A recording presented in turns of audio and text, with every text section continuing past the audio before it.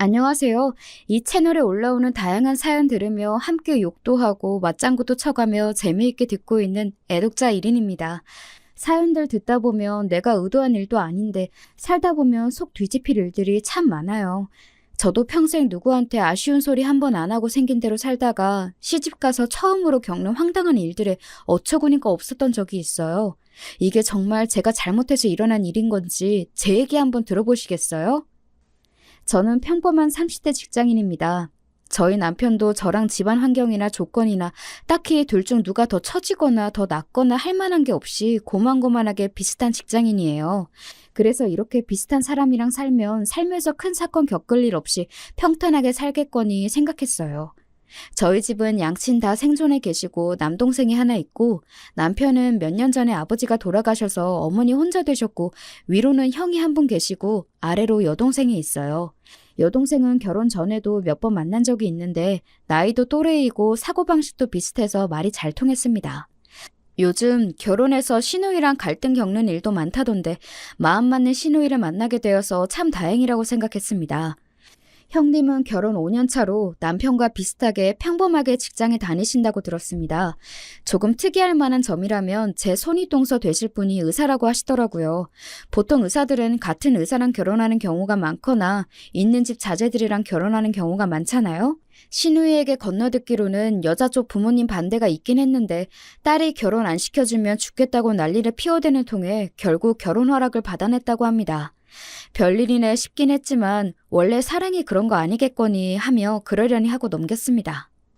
시어머니 되실 분 성격이 좀 괄괄하긴 했지만 저라고 그리 사근사근한 성격이 아니다 보니 그건 역시 크게 개의치는 않았습니다. 어차피 독립해서 따로 살 예정이기도 했고 아무리 시어머니라 해도 도리에 맞지 않는 요구를 하시면 따를 생각이 없었으니까요. 첫 번째 조짐은 혼수를 준비할 때 보였습니다. 아니, 우리 큰며느리가 시집 올 때는 가전이고 가구고 다 최신형의 최고급으로 했는데 이 정도 수준으로 맞추는 건 좀 부족한 거 아니니? 어머머, 형님은 의사시잖아요? 저랑은 벌이가 다를 텐데 당연히 사는 수준도 다를 수밖에 없죠. 저도 남편이 의사면 이것보다 더 좋은 혼수했을걸요? 일부러 눈치 없는 세대 흉내를 내는 저를 쳐다보는 시어머니 눈길이 곱지 않았지만 뭐 한 푼 보태주시지도 않을 거 결혼 시작도 전에 타박부터 하는 시어머니 비위를 굳이 맞추고 싶은 생각은 없었습니다. 저는 그날 퇴근하고 만난 남편에게 분명하게 못을 박았죠. 전에 상견례 때도 느끼긴 했는데 어머니께서 의사 큰며느리랑 나랑 자꾸 비교하면서 살짝 긁으셔. 나 무슨 재벌집에 시집 가는 거야? 비슷한 사람이랑 결혼하면서 자꾸 이런 타박을 왜 하시는지 모르겠네. 미안해. 자기 기분 많이 나빴지? 엄마가 워낙 옛날 분이라 그러셔. 나도 옆에서 자꾸 그러시지 말라고 말씀드릴 테니까 자기도 조금만 참아줘. 응? 위로는 형에 아래로는 여동생에 중간에 끼어 자란 남편은 영 소심한 면이 있는 사람이었습니다. 근본은 선한 사람이었지만 불만이 있어도 그걸 강하게 표현하는 건 힘들어하는 편이었어요. 그런 면이 연애하면서도 좀 답답할 때는 있었지만 제 의견은 잘 받아주는 편이어서 그동안은 좋게 넘겨왔습니다. 하지만 결혼해서 부인과 어머니 사이에 갈등이 생길 때에는 중간에서 남편의 조율이 큰 역할을 한다고 들었는데 소심한 남편이 영 미덥지 않게 느껴졌습니다. 참을 만한 정도면 모르겠지만 난 선 넘으면 자기 가족이라고 안 참아. 내 성격 알지? 중간에서 새우동 터지기 싫으면 자기 정신 단단히 차리고 잘해. 미리 마음 단단히 먹으라고 불어 겁을 단단히 주었습니다. 남편은 연신 알았다고 대답은 했지만 사실 저도 단박에 남편의 행동이 바뀌리라 기대한 건 아니긴 했습니다. 결혼식이 끝난 후 신혼여행에서 돌아오자 새신랑과 새신부를 맞이하겠다고 온 시댁 가족들이 어머님 댁에 모였습니다. 저희는 신혼여행지에서 바리바리 사온 기념품들을 모두에게 골고루 나눠주었습니다. 다들 고맙다는 인사와 함께 덕담 한마디씩 주고받고 있는데 시어머니 표정이 영 탐탁지 않더군요. 이렇게 자잘한 것들 말고 선물 하나를 해도 제대로 된 거, 좋은 걸 해야 남한테 우세스러워 보이지 않는 거다. 큰애는 이런 얘기 굳이 하지 않아도 알아서 잘해왔는데 앞으로 너도 우리 집 식구이니 네 큰 동서한테 배울 건 잘 배우더라. 제 집 식구가 되자마자 얻는 타박에 제 기분도 언짢아졌습니다.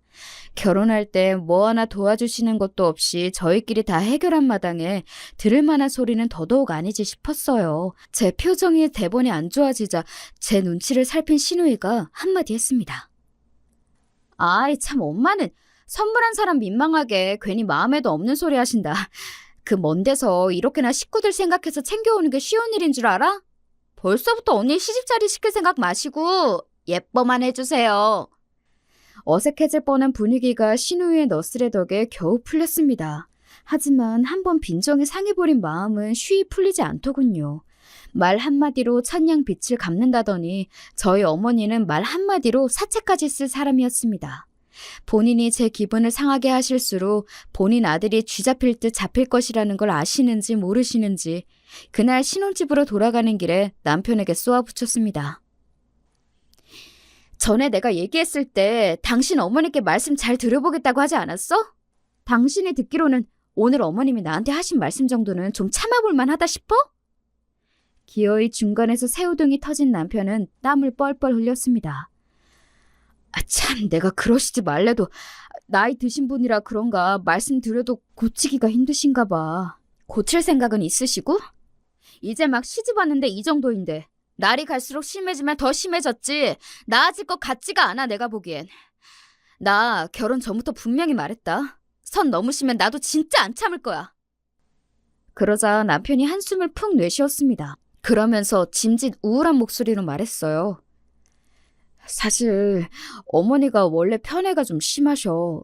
나 어릴 때에도 좋은 거랑 새 거는 다 형한테 돌아가고 나랑 동생은 맨날 쓰던 거 헌 것만 물려받았어.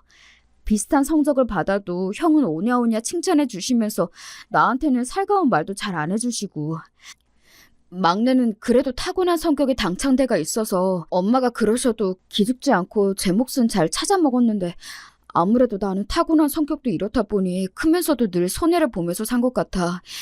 그래도 자식들 시집장가 보내고 나면 좀 나아지지 않을까 생각했는데 그 편애가 형수님한테 옮겨갈 줄은 또 몰랐네. 내가 당신한테 면목이 없다 진짜. 굳이 남편이 구구절절 설명하지 않아도 그간의 집안 분위기로 충분히 예상 가능한 상황이긴 했어요. 남편 성격에 평생 괄괄한 시어머니 밑에서 기도 못 펴고 살았을 걸 생각하니 좀 안쓰럽기도 했습니다. 그러나 그렇다고 해서 남편과 함께 미운 오리 새끼로 구박받으며 살 생각은 추호도 없었습니다. 지금까지는 어땠을지 몰라도 새 사람 들어오면 어머니도 바뀌시는 게 있어야지. 그리고 당신이 지금까지 그렇게 살아왔다고 앞으로도 그런 데서 받는 것도 싫어. 당신도 이제 한 가정이 가장이야. 아닌 건 아니라고 확실하게 딱 부러지게 얘기하고 당신 가족도 지킬 줄 알아야지. 나는 나와 내 남편 지켜야겠으니 하고 싶은 말은 하고 살아야겠어. 당신이 직접 할 자신 없으면 내가 하는 것까지 토달지 마. 남편은 풀이 죽으면서도 다음번에도 무례하게 굴면 참지 않겠다는 제 선언에는 손을 들어주었습니다. 직접 말은 하지 않았지만 남편 역시 아까 신혼여행 선물 타박을 들은 것이 영 기분이 좋지 않은 것 같았습니다. 누군들 안 그렇겠습니까? 그 먼 나라에서 기껏 생각해서 돈 쓰고 힘 들어가며 선물했더니 안 하니만 못한 소리를 들었는데요. 거기다 남편도 혼자 차별을 감당할 때와는 달리 제 척까지 곱지 않은 눈으로 바라보는 제 시어머니께 슬슬 불만이 차오르기 시작한 것 같았습니다. 그래도 처음에 모호한 태도와는 달리 저와 뜻을 같이 하고 있다고 생각하니 앞으로 갈등이 생겨도 오늘처럼 짜증만 나지는 않겠지 생각했죠. 그러고는 결혼식 이후 직장에 복귀하고 저도 남편도 새로운 생활에 적응하느라 정신없이 바빠 첫 시댁 방문의 기억은 조금씩 잊혀가고 있었습니다. 정신없이 오후 업무를 보고 있는데 갑작스럽게 시어머니에게서 연락이 왔습니다. 네, 어머니, 이 시간에 어쩐 일이세요? 얘는 시어머니가 전화 좀 할 수도 있지. 대뜸 첫마디가 그게 뭐야? 나 픽업 좀 와야겠다. 네? 친구들 모임이 있는데 너 결혼하고 처음이니 인사도 할 겸 퇴근하면 곧장 집으로 와. 어머니, 지금 저희 부서 가장 바쁜 요일이에요. 오늘 야근 확정이에요. 일정이 있으면 미리 연락을 주시지. 퇴근 시간 1시간 전에 말씀해 주시면 어떡해요. 아니, 내가 얘기하기 전에 시집을 왔으면 시어머니 지인분들께 먼저 인사를 드리는 게 예의 아니니? 그리고 네가 야근을 하는지 집으로 가는지 내가 어떻게 알아? 가뜩이나 바빠 죽겠는데 짜증이 확 치밀어 올랐습니다. 시댁 쪽 식구들에게 인사를 드리지 않은 것도 아니었어요. 바쁜 와중에도 주말에 쉬지도 못하고 틈틈이 불려가서 어머님 친정 식구들이며 모임 지인분들이며 부지런히도 인사를 드렸습니다. 그런데 평일에까지 꼭 이러셔야 하나요? 저는 끓어오르는 화를 누르며 답했습니다. 그렇게 말씀하셔도 오늘은 업무 때문에 도저히 시간을 뺄 수가 없어요. 형님은 개원이라 6시면 바로 퇴근하시니까 오늘은 형님하고 같이 갔다 오시고 저랑은 다음에 같이 가세요, 어머니. 아니, 그냥 직장인인 너하고 바쁜 의사 선생님이 큰애하고 같아? 순간 인내심이 뚝 끊기는 것 같았습니다. 아니, 형님이 의사면 의사지. 의사인 형님 시간은 금이고 직장인인 제 시간은 똥입니까? 더 대꾸하고 싶지도 않아. 지금 바로 회의 들어가야 해서 끊습니다. 딱딱하게 말하고는 전화를 끊어버렸습니다. 친정에서 자라면서는 단 한 번도 부모님께 남동생과 차별받은 적이 없었던 제 입장에서는 남이 저를 이렇게 함부로 대한 역사가 없었습니다. 그래서 이건 열이 받다 못해 다소 기이하게 느껴질 정도였죠. 같은 동시간대 대한민국에서 살고 있는 사람끼리 이렇게나 다를 수가 있다니 어머님을 내 이해의 범주에 넣어서는 안 되겠구나 싶었죠. 야근하고 들어갔더니 전화로 남편이 한 소리를 들었는지 말을 전하더군요. 자기가 엄마한테 쌓인 게 많은 건 아는데 그래도 어른이 말씀하시는 중인데 전화를 끊어버리는 건 좀 그랬어. 뭐라고? 토씨 하나 빼놓지 말고 어머니 말씀하신 그대로 얘기해. 제 매서운 기세에 남편이 우물거리며 말했습니다. 친구들에게 새 며느리 소개를 시키려고 좀 데리러 오라고 했더니 바쁘다고 있는 대로 유세를 부리며 끊더랍니다. 당신 진짜 바보야? 아니면 당신한테 진짜로 내가 그거밖에 안 되는 사람이야? 아무렴 내가 좋게 소개시켜준다는데 유세 떨며 전화 끊었겠어. 퇴근 시간 직전에 갑자기 전화해서는 일이 바빠서 퇴근도 못한다는데 예의 없는 취급하면서 의사 며느리랑 비교하면서 셔틀 취급하는데 그냥 참아? 그딴 소리밖에 못할 거면 앞으로 나한테 어머니 말씀 전하지 마. 문을 쾅 닫고 혼자 들어와 버렸습니다. 부하가 치밀어서 견딜 수가 없었습니다. 제가 도대체 왜 이런 취급을 받아야 합니까? 처음으로 남편과 결혼한 걸 후회했습니다. 결혼하기 전에 어머니가 저런 분이신 줄 알았으면 너랑은 절대 결혼 안 했으리라 씩씩대고 있으니 곧 제 눈치를 보며 남편이 방 안으로 들어왔습니다. 미안해 여보, 내가 잘못했어. 어머니 그러시는 게 하루 이틀도 아니고 어머니 말씀만 듣고 당신한테 그렇게 얘기하면 안 되는 거였는데 당신이 정말 그랬을 거라고 생각해서 그렇게 말한 게 아니고 어머니한테 얘기를 들었으니 당신 얘기도 들어보려고 한 말이었는데 내가 말을 잘못했어. 어머니가 야근한다고 하는데 그렇게까지 하실 줄은 정말 몰랐어. 이게 다 내 잘못이야. 내가 평소에 부당한 게 있어도 아무 말도 안 하니 당신한테까지 그러시는 거겠지. 이제 진짜로 당신이 하는 일에 토 안 달게. 어머니가 말도 안 되는 소리 또 하시면 당신도 참지 말고 당신 하고 싶은 대로 다 해.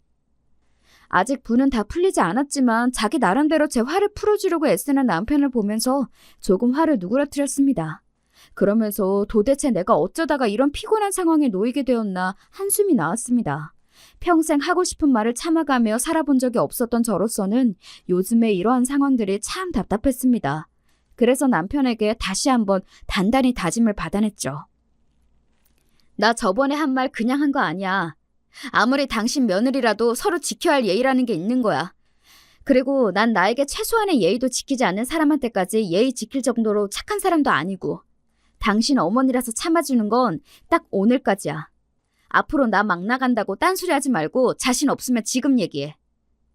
아니야, 나도 그냥 한 소리 아니야.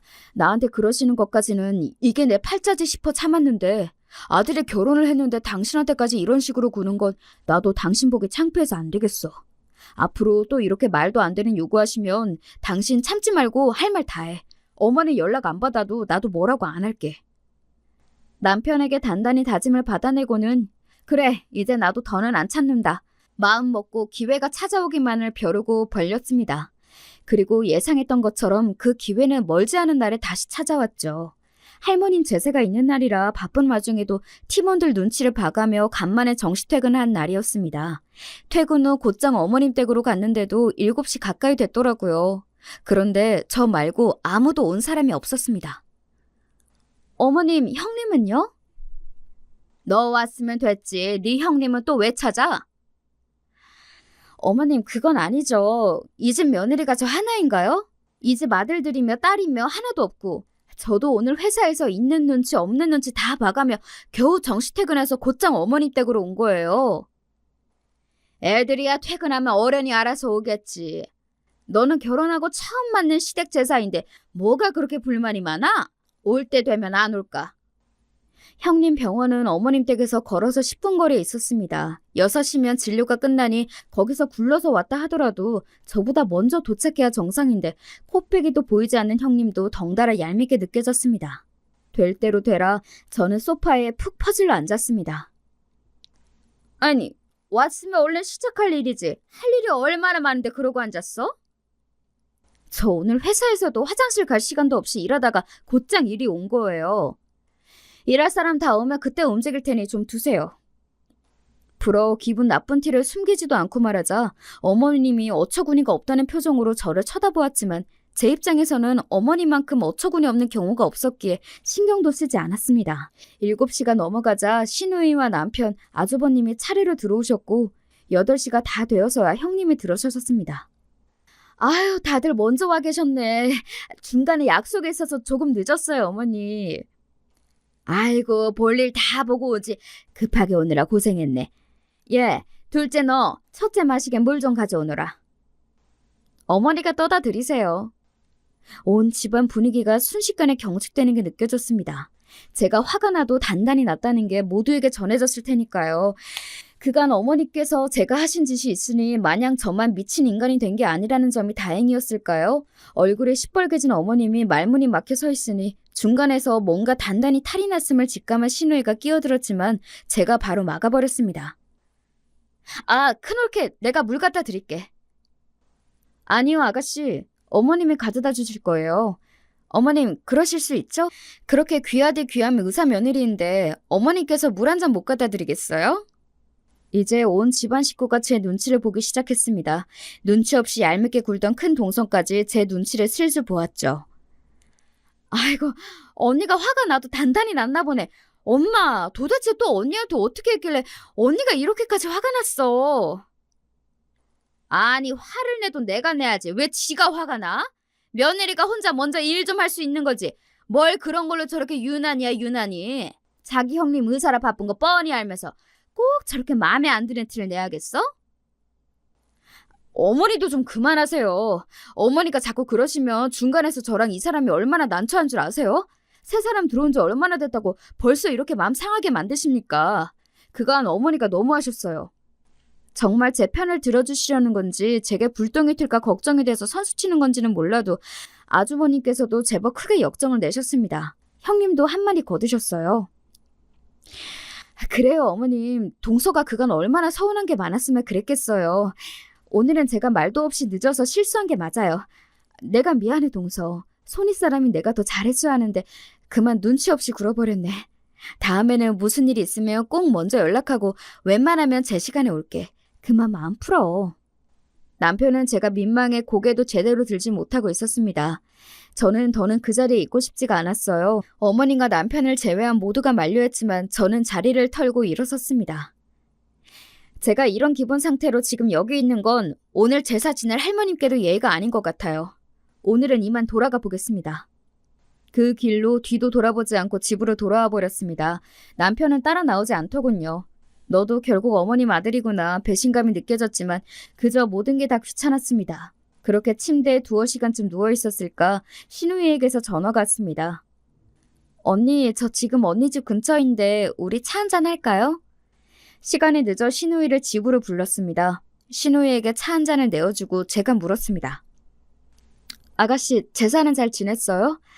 제가 괜히 집안 분위기를 무겁게 만들었네요. 아니에요. 잘했어요, 언니. 우리 엄마지만 내가 한 번은 당할 줄 알았어. 중간에서 곤란한 입장이었을 텐데도 제 편을 들어주는 시누이가 고마웠습니다. 고마워요, 아가씨. 아가씨가 남편보다 낫네. 그 말에 잠시 멈칫하던 시누이가 말했습니다. 언니, 우리 제사 못 지냈어요. 언니 나가고 나서 오빠가 한바탕 뒤집었거든. 뜻밖의 말에 제가 눈을 동그랗게 뜨고 시누이를 바라보았습니다.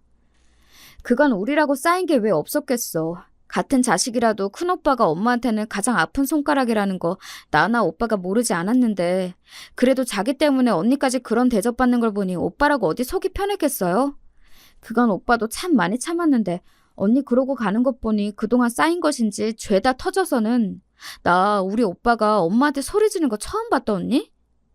저도 남편이 소리를 지르는 거 단 한 번도 본 적이 없었기에 도무지 상상이 가지 않았습니다. 다소 답답하다 싶을 정도로 참는데 익숙한 사람이 나 때문에 터졌다고 생각하니 아까의 배신감은 어느새 사라지고 상처받았을 남편이 안쓰럽게 느껴졌습니다. 어느 정도였냐면 오빠가 이러실 거면 차라리 얼굴 보지 말자고까지 하더라니까요. 나 진짜 오늘 우리 오빠한테 너무 놀랐어. 오빠가 진짜 그랬어요? 그렇다니까. 신이 나서 설명하는 신우이를 보며 아무리 제 어머니가 내가 잘못을 했어도 나는 남이고 어머님은 엄마인데 저렇게 내 편을 들 수 있는 것도 아가씨 역시 쌓인 게 많아서겠지 하는 생각이 들었습니다. 나도 말을 안 해서 그렇지 크는 내내 큰오빠랑 차별대우 받으면서 참 상처 많이 받았다? 그렇다고 둘째 오빠나 내가 큰오빠보다 딱히 부족하거나 떨어지는 것도 없었는데 그렇게 상처를 받아놓고도 평생을 그렇게 자라와서 그런지 나도 그런 환경에 묻어져 있었나 봐요. 내가 그런 상처를 받았대도 남의 집 귀한 딸인 언니까지 그러도록 보고 있으면 안 되는 거였는데 내가 미안해요. 언니, 앞으로 내가 더 많이 신경 쓸게요. 진심 어린 사과를 전하는 신우에게 마음을 위로받는 기분이었어요. 사실 사과를 해야 할 사람은 따로 있었지만 내 기분을 이해하고 공감해주는 한 사람이 있다는 게 많이 위안이 됐습니다. 그렇게 신우이가 돌아가고 새벽이 다 되어서야 남편이 집으로 돌아왔어요. 지금까지 어디 있다가 이제 들어와? 남편은 술을 한 잔 한 것 같았습니다. 평소에 잘 마시지도 않는 술을 마신 건 역시 속상해서였겠죠. 부인이 제 어머니께 그런 취급을 당한 것도 그 때문에 난생 처음 제 어머니께 소리를 질러가며 절연하자는 이야기까지 한 게 그 사람 입장에서는 감당하기 어려운 일이었을 겁니다. 내가 당신한테 정말 미안해. 우리 장인 장모님이 당신 이렇게 귀하게 키워주셨는데 이런 대접 받을 사람이 아닌데 나한테 시집와서 이런 꼴이나 보게 하고 내가 정말 너무 못난 남편이야. 미안해 여보. 혀가 꼬여가는 걸 간신히 정신 부여잡아가며 사과하는 남편이 딱해 보였습니다. 저라고 저런 어머니 밑에서 자라고 싶었을까요? 사랑받지 못했던 유년기의 남편을 꽉 안아주고 싶었습니다. 저는 결혼하고 겨우 몇 달 당했는데도 억울하고 서러운 마음을 견디기가 어려웠는데 평생 저런 환경에서 남편이 자라왔다고 생각하니 너무 마음이 아팠습니다. 나 이제 어머니 안 볼 거야. 내 가족은 이제 당신 하나뿐이야. 당신한테 함부로 대하는 사람은 그 누구도 용서하지 않을 거야. 술에 취해 잠든 남편을 보며 그래 이 사람이 내 편이면 됐지 마음을 달랬습니다. 그 소란이 있은 후로 한동안 어머니께는 따로 연락이 오지 않았습니다. 남편 역시 어머님을 찾지 않았죠. 그렇게 보름쯤 지났을까 신우이를 통해서 어머니께 연락이 왔습니다. 언니, 엄마가 언니랑 오빠 밥 한 끼 먹이고 싶대요. 아무래도 언니한테 사과하고 싶은 모양이야. 저 잘못한 거 없다며 끝까지 뻗대실 줄 알았는데 뜻밖의 소식이었습니다. 정말 안 갈 거야? 안 간대도. 소식을 들었는데도 남편은 고집을 피웠습니다. 예전 같으면 상상도 못할 일이었어요. 저는 비록 어머님이 잘못하시긴 했어도 모자 사이를 갈라놓은 게 아닌가 마음이 쓰이지 않을 수가 없었습니다. 끝까지 잘못을 인정하지 않는다면 모르겠지만 그래도 사과하겠다는 뜻을 보였잖아요. 그래서 슬그머니 남편을 찔러보았습니다. 안 간대도 그러네. 여전히 고집을 피우는 남편에게 말했습니다. 사과를 안 하려고 하셨으면 나도 이런 소리 안 했을 거야. 그런데 사과하시겠다잖아. 사실 나도 나인데 나는 당신이 어머님한테 꼭 사과를 받았으면 좋겠어. 그간 평생 당신한테 잘못하셨잖아. 사과 받고 나서 어머님을 계속 보든 지금처럼 안 보든 그것까진 뭐라고 하지 않을게. 그래도 난 당신이 한 번은 사과를 받아야 당신 그간 받았던 서름이 좀 풀릴 것 같아. 내가 내 엄마를 모르겠어? 평생을 저렇게 사신 양반이야. 지금이야 생전 안 그러던 내가 그렇게 세게 나오니까 당황해서 저러시는 거겠지. 지금 굽히고 들어가면 또 금방 똑같아질 거야. 그렇게 되면 괜히 당신만 더 고생이야. 그건 그때 되어봐야 알지. 그리고 정말 당신 말처럼 똑같이 예전처럼 그러시면 그때 가서 안 봐도 되는 거잖아. 이대로 당신이랑 어머니 사이가 영영 틀어지면 나도 영 개운치 않을 것 같아서 그래. 남편은 여전히 마뜩지 않은 기색이었지만 제가 일주일을 설득한 끝에 어머님의 초대를 받아들이기로 했습니다. 거의 한 달 만에 보는 작은 아들 내외와 어머님 사이는 어색하게 짝이 없었죠. 중간에서 신우이가 분위기를 풀어보려고 무진 애를 썼습니다. 엄마, 오빠도 아직 마음 안 풀렸는데 언니가 어머니 보러 오자고 설득해서 온 거래. 언니가 정말 큰 사람이야. 엄마는 이런 며느리 얻은 거 감사해야 해. 시어머니의 표정이 떨떠름하긴 했지만 사과를 하려고 불렀다는 말이 거짓은 아니었는지 어머님이 어색하게 입을 여셨습니다. 내가 행동거지를 좀 조심했어야 하는데 그렇지를 못해 너희들 속을 많이 상하게 미안하다. 아는 거 없는 늙으니까 뭘 몰라서 그랬겠거니 하고 이번만 한번 넘어가다오. 사과치곤 두루뭉실하고 담백했지만 남편 입장에서는 평생 처음 받는 어머니의 사과일 테니 그 정도로 만족하고 넘어가기로 했습니다. 남편의 표정 역시 여전히 굳어 있었지만 그래도 평생 저 잘못한 거 없다며 떵떵거리며 살아온 제 어머니의 사과에 조금은 표정이 풀어진 것도 같았습니다. 그렇게 다소 어설프기는 하지만 어찌저찌 일이 풀리고 예전만큼은 아니지만 간간히 어머님과 서로 안부 전화 정도는 주고받았습니다. 예, 요새 네 남편은 어찌 지내니? 그 사람이야 잘 있죠. 그 사람하고는 연락 안 하세요? 아니, 내가 먼저 하긴 하는데 걔가 먼저 연락 오진 않아서. 화해를 하긴 했지만 확실히 남편의 태도는 이전과는 달랐습니다. 어머니 앞에서 쩔쩔매던 모습은 이제 온데간데 없었어요. 한 번 미련을 털어낸 적이 있어서인지 오히려 남편은 홀가분해 보였습니다. 이제 아쉬워진 건 어머님 쪽이 되었죠. 평생 찍어 눌러가며 제 입안에 혀처럼 굴던 아들이었는데 이제는 먼저 연락을 해도 대면대면 했으니까요. 처음에는 제 눈치를 보며 연락을 자주 안 하던 어머님도 답답하셨는지 아들이 궁금할 때면 제게 연락을 해오셨습니다. 아니 아무리 나한테 서운한 게 있다고 해도 그렇지 늘 하던 연락도 뚝 끊고 결혼하고 확실히 변했어. 슬슬 제 탓에 시동이 걸리는 듯하여 아무런 대꾸도 하지 않았습니다. 저 역시 걸려오는 전화를 피하지는 않았지만 그간의 일이 없던 일이 되는 것도 아닌데 아무 일도 없었던 것처럼 어머님을 대할 수는 없었습니다. 애초에 싹을 잘라야 한다는 생각도 들었고요. 아들만큼은 아니지만 못지않게 대면대면한 며느리에 대한 불만이 느껴졌으나 애초에 본인이 자초한 바가 없지 않으니 굳이 신경 쓰지 않았습니다. 가급적이면 따로 찾아뵈는 일도 자제했습니다. 그간의 경험으로 봐서는 서로 최대한 안 보는 것이 분란을 만들지 않는 방법이라는 생각에 저도 남편도 동의했습니다. 제게 연락해 오실 때에는 자꾸 남편과 함께 밥이라도 먹으러 오라고 말씀하셨지만 저보다도 남편이 더 심드렁해했습니다. 뭐 저 맛있는 거 먹이고 싶어서 오라고 하셨겠습니까? 당신 아들 얼굴 한번 보고 싶어 그러셨겠죠. 조금은 안쓰러운 마음이 들기도 했으나 정작 이런 관심이 필요했던 어린 남편에게는 쌀쌀맞게 굴었던 예전 어머니의 모습을 떠올리면 역시 어머님보다는 제 남편이 더 안쓰러웠습니다. 하지만 거절도 한두 번이지 어머님은 자꾸 밥 먹으러 오라고 하시는데 남편은 거절을 반복하니 중간에 낀 제 입장이 슬슬 껄끄러워지기 시작했습니다. 제가 불만을 토로하자 남편은 당신도 더는 어머니 생태 받아주지 말고 자꾸 곤란한 요구하면 전화 받지 마. 라며 냉정하게 나왔습니다. 예전에 그 물렁하던 남편은 이미 떠나고 없었죠. 그래서 다시 비슷한 목적의 연락을 받게 되자 저는 남편의 뜻을 제대로 전달하기로 했습니다. 어머니, 제가 어머니 말씀을 그 사람에게 전하지 않은 게 아니에요. 그런데 그 사람 마음이 그렇게 닫혀 있는데 어머니께서 계속 그렇게 오라고 하셔도 억지로 끌고 갈 수도 없잖아요. 자꾸 이렇게 말씀하시면 중간에서 제 입장이 정말 난처해요. 네 남편이 그렇게까지 싫다고 하면 너라도 한 번쯤은 혼자라도 올 수 있는 거 아니니? 내가 이 나이에 먼저 사과까지 했는데 너희 둘 다 정말 너무한다. 수화기 너머로 울먹이는 어머님의 목소리가 들렸습니다. 이 상황이 정말 피곤하게 느껴졌지만 그래 한 번은 다녀오지 뭐 생각하며 주말에 혼자서라도 한 번 찾아뵙겠다 말씀드렸습니다. 뭐하러 부록 피곤한 일을 만들어. 남편의 반응은 부정적이기 짝이 없었지만 약속은 약속이니 어쩔 수 없었습니다. 그리고 계속해서 저런 식으로 연락이 오는데 한 번도 가보지 않은 것도 마음에 걸렸어요. 당신 없이 혼자 다녀오마 말하자 남편이 맞듣지 않다는 투로 말했습니다. 가서라도 예전처럼 태지 잡고 하대하시면 더 있지 말고 그냥 박차고 나와. 안 갔으면 좋겠구만 고집을 부려.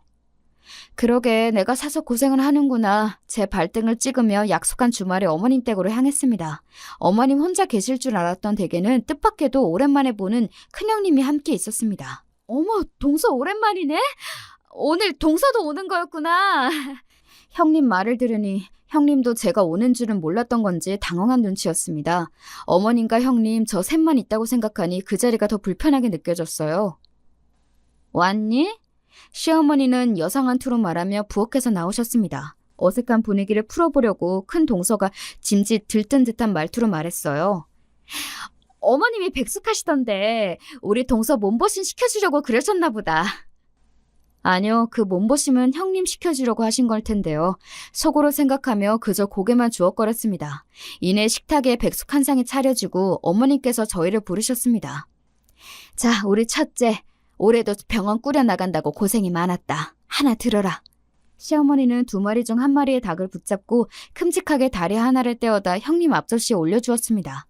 당황한 형님이 제 눈치를 보는데도 아랑곳 않고 말이죠. 아, 이거였나? 둘째 뭐하니? 너도 얼른 먹어라. 어머님 속이 빤히 보였습니다. 결국은 제 아들 없이 혼자 나타난 눈에 까신 둘째 며느리가 곱깝다 이거겠죠. 과연 남편 말대로였습니다. 어머님은 역시 어머님이시더군요. 먹으라는 말뿐이지 당연히 형님에게 했던 것처럼 다리를 뚝 떼어주시는 퍼포먼스는 역시 제게는 일어나지 않더군요. 평소에 닭다리를 별로 좋아하지도 않지만 어디 한번 내키는 대로 해보시라 싶어 제대로 판을 깔아드리기로 했습니다. 저는 보란듯이 남은 다리 하나를 똑 떼어내어 제 앞접시로 가져갔습니다. 너 지금 뭐하니? 시어머니가 날카롭게 소리쳤습니다. 예상에서 한치도 벗어나지 않는 반응에 그만 헛웃음이 터질 뻔했습니다. 중간에서 형님만 난처해서 눈이 이리저리 굴리고 있었죠. 먹으라면서요. 먹으라 하셔서 먹으려 하는 건데요. 누가 너더러 닭다리 먹으래? 이건 다 큰애 거야. 어딜 주제의 의사면이랑 같은 대접을 받으려고 들어?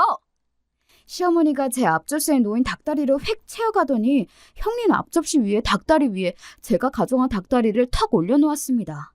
누가 보면 닭다리가 집안 대대로 내려오는 갑옷쯤 되는 줄 알았을 겁니다. 뭐 이런 인간이 다 있나 싶어서 시어머니 얼굴을 빤히 보고 있자 도리어 형님이 당황해서 어쩔 줄은 몰라 했습니다. 저는 앉은 자리에서 손을 높이 들어 올려 숟가락을 들고는 있는 힘껏 바닥으로 내팽개쳤습니다. 날카로운 챙그랑 소리가 정적을 깨고 더 크게 울렸습니다.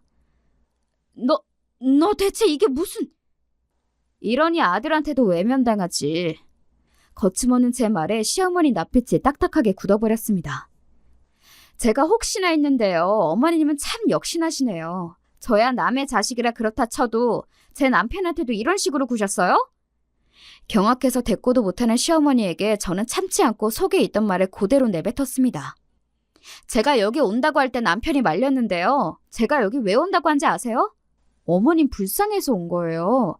저 평생을 제 자식 가슴에 생채기 낸 줄도 모르고 제멋대로 사시다 결국엔 아들한테 버림받은 어머님이 불쌍해서. 동서!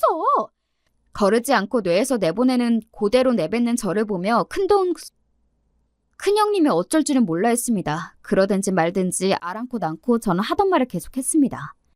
그래요. 형님 공부 많이 하셨고 의사시고 대단하신 분이시죠.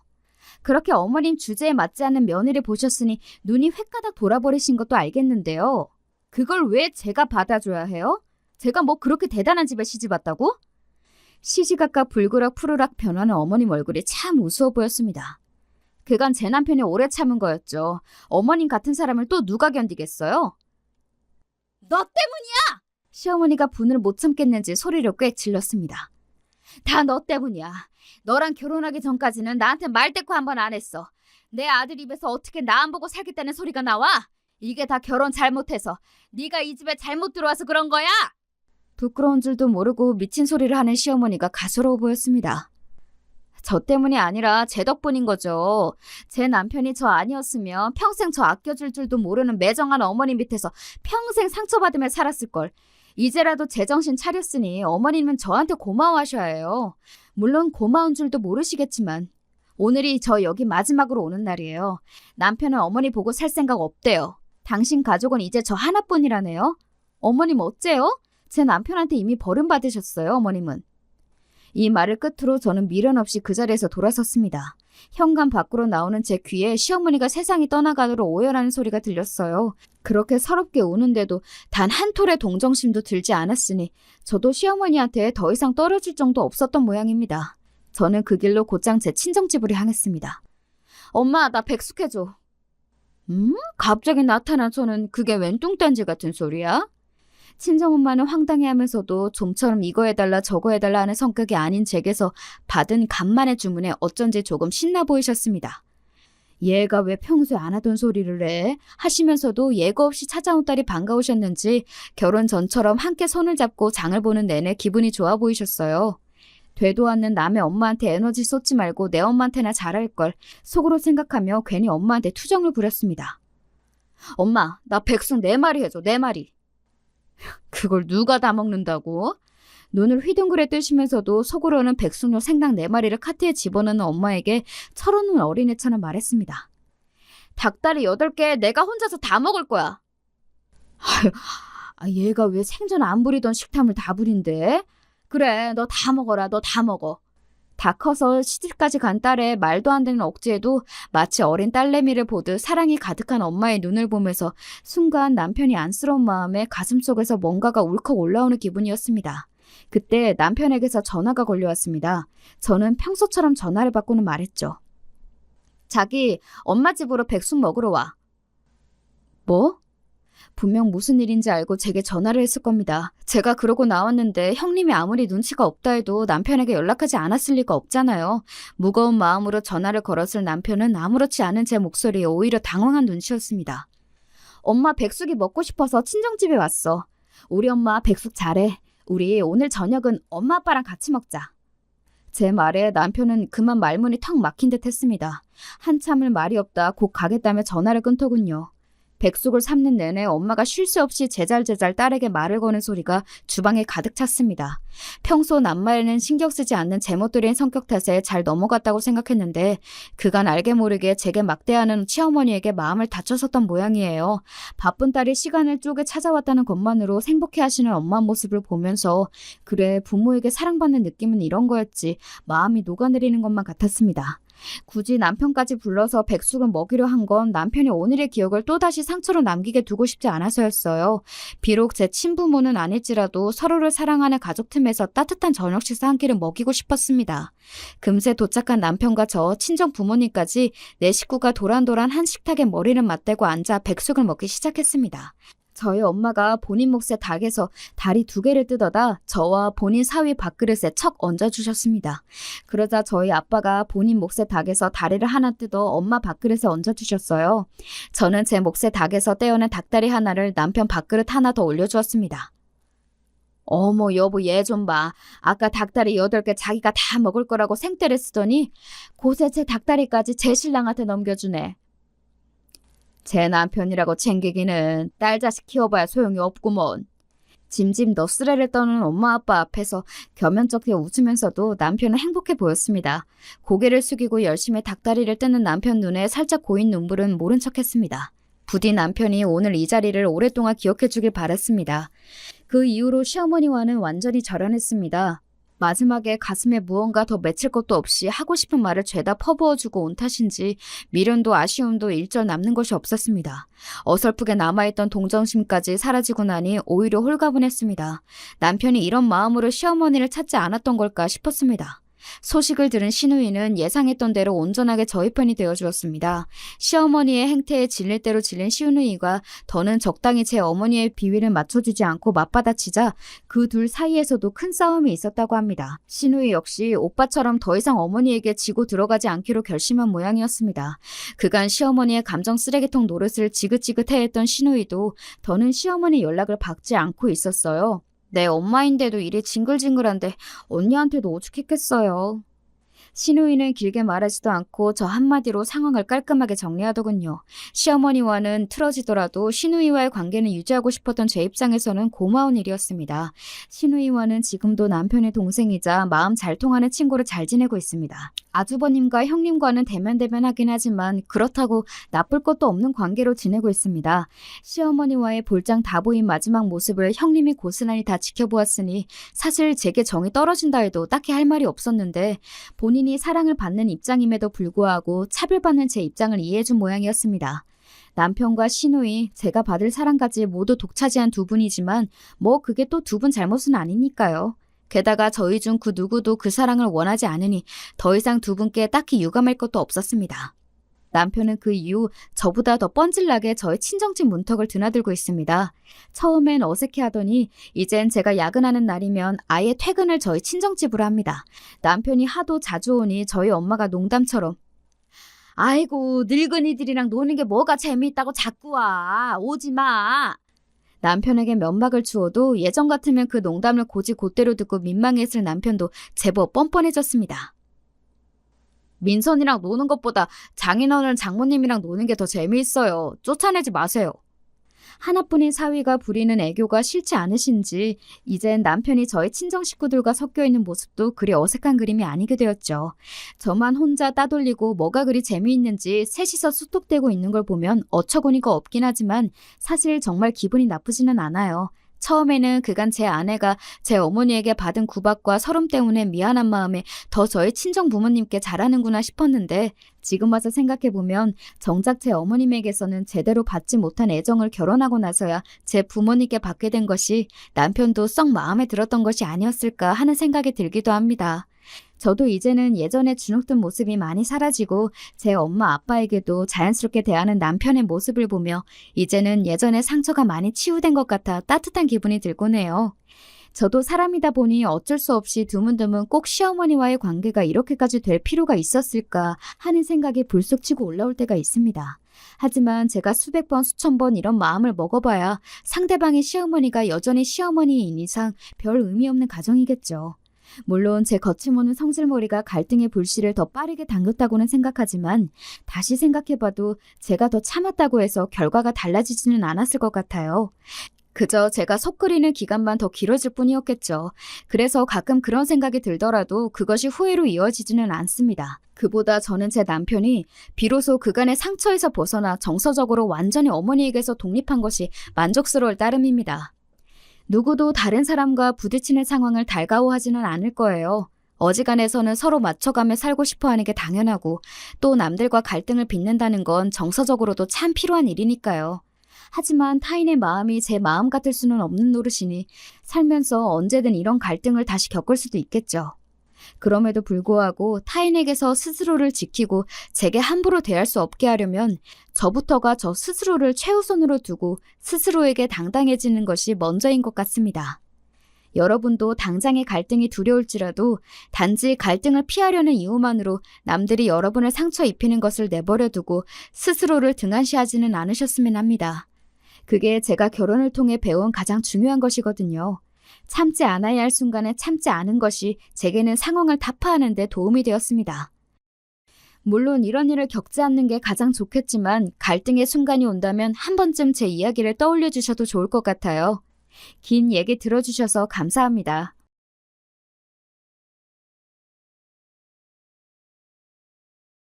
안녕하세요. 매번 너무 잘 듣고 있어서 신세를 지고 있는 사연에 빠지다 채널에 제 얘기를 용기 내어 한번 사연으로 신청하게 됐습니다. 저는 중년 나이의 남자고요. 아직 스스로를 청년이라고 지칭하고 싶지만 이젠 그럼 정말 양심 없다는 소리를 들을 것 같은 나이가 됐네요. 세월 참 빠릅니다. 요새는 정말로 세상이 참 좋아졌다는 생각이 새삼 듭니다. 운전을 하면서 항상 유튜브를 들으니까요. 차량과 제 휴대폰이 자동으로 연결이 되니 못할 게 한 개도 없습니다. 불과 20 몇 년 전까진 차에서 기껏 카세트 테이프나 들었는데 말이죠. 그렇지 않나요? 매해 여름마다 해수욕장 계곡 같은 곳들을 놀러 가던 차 안에는 카세트 테이프에 담긴 흥겨운 댄스 음악들이 흘러나오곤 했어요. 부모님께서 잘 들으시던 테이프는 여러 가수들의 히트곡들이 한 곳에 담긴 모음집이었습니다. 제가 종종 시내에 놀러 나갈 때면 그런 것들을 사오곤 했네요. 유별나게 기억나는 테이프 하나가 있습니다. 어느 날 리어카의 각종 가요 테이프들을 실어 판매하시던 아저씨한테 최신 히트곡 모음집을 구매했죠. 표지에 가장 크게 나와 있던 얼굴은 김건모였습니다. 당시에 제가 그걸 10,000원을 주고 샀습니다. 어머니께서 노발대발하셨어요. 5,000원 줄까 하다가 선심 써서 용돈 10,000원 줬더니 두고두고 잘 쓰진 못하고 이걸 어떻게 10,000원을 주고 사와? 그 아저씨도 미쳤지. 정말 미쳤어. 세상 물정 모르는 어린애를 등쳐먹네. 거기 어디야? 리어카 어디 있었어? 시내 문구점 바로 옆에 있긴 했는데 리어카 끌고 계속 돌아다녀서 정확히 몰라요. 근데 엄마가 그거 알아서 뭐 하시게요? 뭐 하기는 당연히 내일 당장 가서 따져야지. 아주 제대로 따지고선 돈도 도로 돌려받을 거야. 너 내일 엄마하고 같이 시내 갈 준비나 해둬. 그래서 제가 바닥에 엎어져서 거의 울다시피 떼를 썼습니다. 왜냐고요? 놀 곳이라곤 시내밖에 없었는데 거기서 리어카 아저씨랑 싸우는 엄마를 두네라고 소문이 번지면 어쩐답니까? 하늘이 무너져 내리는 듯 했습니다. 어릴 땐 또래 친구들에게 잘 보이는 게 세상 그 무엇보다 중요했으니까요. 도대체 왜 거기까지 가서 따지냐고, 엄마는 김건모 좋아한다고 했으면서 왜 기껏 생각해서 사오니까 화를 내냐고, 꼴랑 10,000원 가지고 왜 이러냐고 저는 숨이 넘어가도록 고집을 피우며 막 따져댔습니다. 그러자 어머니께선 자식 이기는 부모 없다며 한숨을 쉬시는 것을 끝으로 그 테이프를 품으셨죠. 김건모의 노래가 담겨 있었던 최식 히트곡 모음집 테이프는 꽤 오래도록 저희 집 거실에서 그리고 아버지의 차 안에서 흘러나왔습니다. 어머니께선 아까워서라도 많이 들어야 한다고 하셨었죠. 그땐 제가 철이 없어서 몰랐는데 시간이 지나 보니까 알겠더라고요. 그 테이프에 10,000원이나 줬던 게 얼마나 황당한 일이었던지요. 그때와 비교할 수 없을 정도로 고물가 시대인 지금이라 할지라도 선뜻 그런 걸 10,000원이나 주고 사기에 망설여지니까 말입니다. 전 제가 눈탱이를 맞았던 줄도 모르고 그 테이프의 음악이 흘러나올 때마다 남몰래 뿌듯해했었습니다. 테이프를 너무 잘 샀다고 착각하면서 말입니다. 저희 가족이 마지막으로 걱정 근심 없이 즐겁게 보냈던 여름 휴가철에도 그 테이프가 아버지 차에선 흘러나왔습니다. 해수욕장을 향하는 동안 뒷좌석에선 전 친구들에게 빌려온 만화책을 받고 여동생은 인형 2개를 양손에 쥔 채 나름의 인형놀이를 했었어요. 하도 가지고 놀아서 손뜨가 묻자 어머니께서 자꾸만 세탁을 해주신 덕분에 겉면이 흐물흐물해진 인형들이었습니다. 모든 게 지나고 난 뒤에야 그런 것에서 가난했다는 사실을 깨닫고 절약정신이 투철하셨던 부모님의 모습도 깨닫게 되네요. 그땐 고속도로가 왜 그렇게 어디든 막혔는지 모르겠어요. 가는 데만 하루 종일이었죠. 그래도 즐거웠습니다. 도중에 휴게소라도 들르면 날아갈 듯 했죠. 여동생과 투닥투닥거리며 서로 먹고 싶은 것을 내세웠습니다. 여러 개를 살 순 없었으니까요. 주로 동생과 합의를 보던 지점은 알감사였습니다. 감자 그까짓 거 집에서 그냥 해다가 설탕이나 솔솔 뿌려 먹으면 되는 걸 뭐하러 비싼 돈을 주고 사 먹어. 아버지께선 혀를 끌끌 차셨지만 그래도 여동생이 한 개를 이쑤시개로 콕 집어서 들으면 맛있게 잡수셨습니다. 저희 남매를 향해 뜨거우니까 조심해서 먹으라는 말씀도 늘 잊지 않으셨죠. 오래 걸려서 목적지로 가는 것 자체가 가족 여행이었던 그런 유년 시절의 추억과 행복이 있다는 것만으로도 나이가 든 지금은 무척 감사하게 여겨집니다. 그 시절 대부분의 부모님들께서 다 그러셨을 거예요. 피곤하고 힘들어도 자식들 위해서 남들 다 가는 나들이는 꼭 빠질 수 없었던 그 마음들 말입니다. 즐거웠던 그때의 여름 휴간, 아버지와 내 식구가 함께 떠났던 마지막 여행이 됐습니다.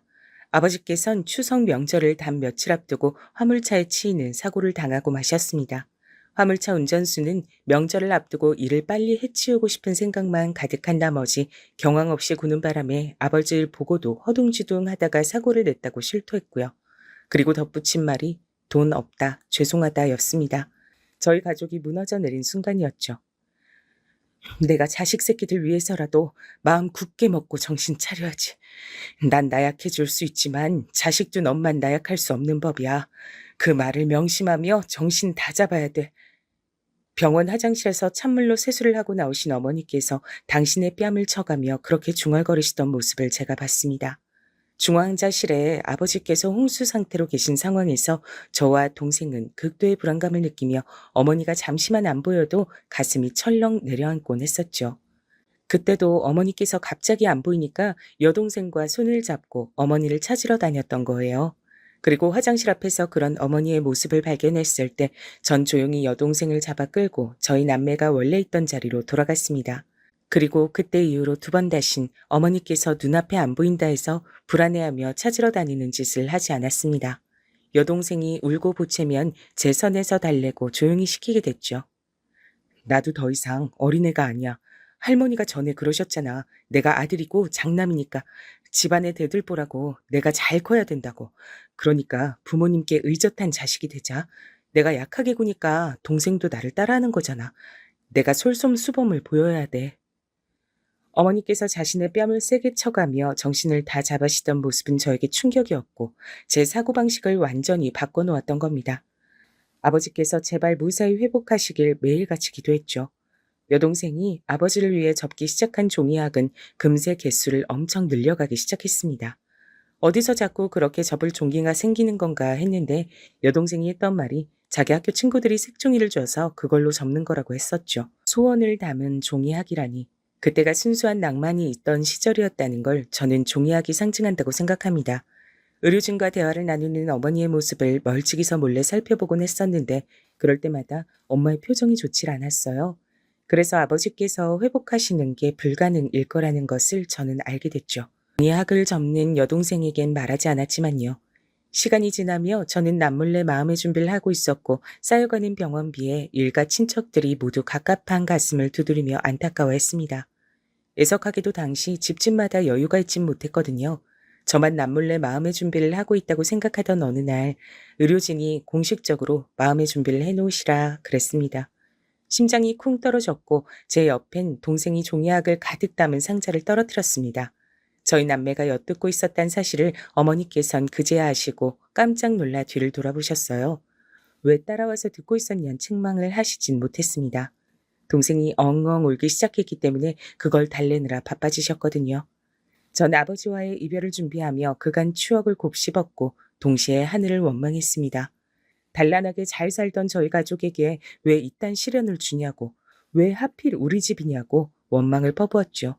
그땐 정말 한 집안의 가장에게 병고가 닥치면 비극이다라는 말이 저절로 나오던 시절이었는데 든든한 아버지께서 한순간에 이렇게 되신 것이 너무나도 원망스러웠습니다. 2달 하고도 약 일주일 정도를 병원에 실려오신 이후로 혼수 상태에서 누워만 계셨던 아버지와의 이별을 하게 되던 날이었어요. 아주 늦은 밤중이었는데 의료진이 착잡한 얼굴로 복도 자리에서 꽉 붙어 앉은 채 온길 나누며 침묵하고 있던 저희 3사람을 불렀습니다. 그래서 아버지 곁으로 갔죠. 이젠 마지막 인사를 드려야 할 때였고 그 인사를 아버지께서 들으실 수 없음이 슬펐습니다. 사고를 당하셨던 날 아버지께선 유독 일찍 출근을 하셨었고 저희 남매는 그날따라 늦잠 꾸러기들이었기 때문에 인사조차 하질 못했거든요. 미치게 아쉬웠죠. 눈물을 훔치던 그때 정말 놀라운 일이 벌어졌어요. 숙연한 틈을 타 여동생이 종이학 상자를 아버지의 얼굴 옆에 내려놓은 건데요. 그러고 나서 몇 초 지나지 않았을 때 아버지의 눈꺼풀이 파르르 떨리더니 잠시 후에는 눈동자가 보였습니다. 저희 다 깜짝 놀라서 난리가 났었죠. 다가온 의료진은 엄청 놀라면서도 의식은 없으신 것 같다고 했지만 전 왠지 모르게 아버지와 마지막 인사를 나눌 수 있을 거란 확신이 들었습니다. 아버지, 제가 혹시 아버지 들려드릴 수 있을까 싶어서 마이마이 가져왔어요. 아버지가 올해 제일 많이 들으셨던 테이프 있죠? 제가 사왔던 거요. 아버지께 말씀 안 드렸던 것 같은데 저 사실 그거 10,000원 주고 사왔던 거예요. 그래도 아버지 차에서 맨날 들을 수 있어서 좋았어요. 신나는 곡이 나오면 운전도 더 흥겹게 된다고 하셨잖아요. 아버지, 혹시 신나는 노래 들으며 떠나시면 가시는 길도 흥겨우실까요? 더 이상 아버지가 안 아프셨으면 좋겠어요. 고통을 다 벗고 훨훨 날아가셨으면 좋겠어요. 저는 그렇게 눈물로 말씀을 드리며 주머니에서 챙겨온 카세트 테이프 플레이어를 꺼냈습니다. 마이마이로 불렸던 물건이었죠. 이어폰을 아버지의 귀에 꽂아드리던 그 찰나에 제 눈앞으로 풍경이 스쳐갔어요. 고속도로는 앞뒤로 꽉 막혀 있고 더운 날에 피어오르는 아지랑이. 그럼에도 모두가 짜증보단 설렘으로 길을 떠났던 휴가철. 그때 우리 가족이 차 안에서 즐겨드렸던 가요들. 2번 다신 아버지와 함께 그런 여름 휴가를 보낼 수 없다는 사실에 가슴이 먹먹해졌습니다.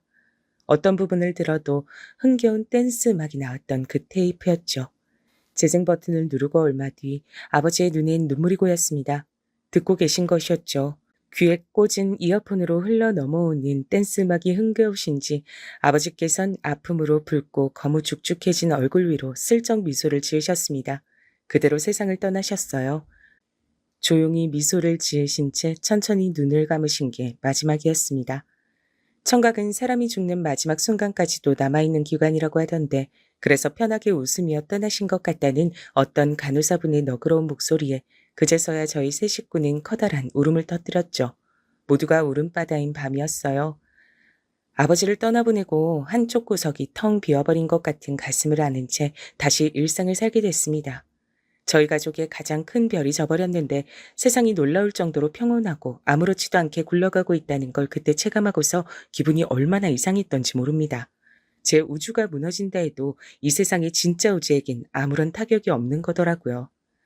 세상은 정말 무섭고 차갑구나.